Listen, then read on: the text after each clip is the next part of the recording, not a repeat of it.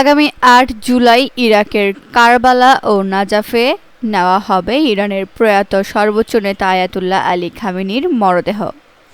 সেখানে রাষ্ট্রীয় সমন্বয় এবং পপুলার মোবিলাইজেশন ইউনিটস এর সহযোগিতায় অনুষ্ঠিত হবে বড় পরিসরের শোকানুষ্ঠান। এরপর মরদেহ আবার ইরানের মাশহাদে নেওয়া হবে দাফনের জন্য। স্বাভাবিকভাবেই প্রশ্ন উঠেছে, একজন ইরানি নেতার শেষ বিদায়ের গুরুত্বপূর্ণ অংশ কেন ইরাকে অনুষ্ঠিত হচ্ছে?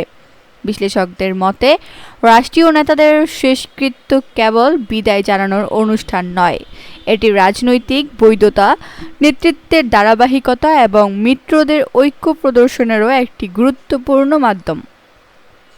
সেই দৃষ্টিকোণ থেকে ইরাকে খামেনির শোকানুষ্ঠান আয়োজনের মাধ্যমে ইরান তার আঞ্চলিক মিত্রদের সঙ্গে সম্পর্ক ও সমর্থনের বার্তা আরও জোরালোভাবে তুলে ধরতে চায়।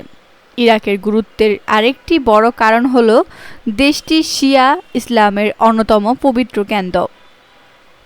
কারবালা ও নাজাফ শতাব্দীর পর শতাব্দী ধরে শিয়া ধর্মীয় শিক্ষা ও নেতৃত্বের কেন্দ্র হিসেবে পরিচিত। ইতিহাসে কাজার রাজবংশের কয়েকজন ইরানি শাসকও কারবালায় সমাহিত হয়েছেন। ফলে খামেনির স্মরণানুষ্ঠান সেখানে আয়োজনের মাধ্যমে তার রাজনৈতিক ও ধর্মীয় উত্তরাধিকারদের শিয়া ঐতিহ্যের সঙ্গে আরও গভীরভাবে যুক্ত করার প্রচেষ্টা দেখা হচ্ছে। সাম্প্রতিক সময়ে মধ্যপ্রাচ্যে ইরানের প্রভাব নানা চ্যালেঞ্জের মুখে পড়েছে।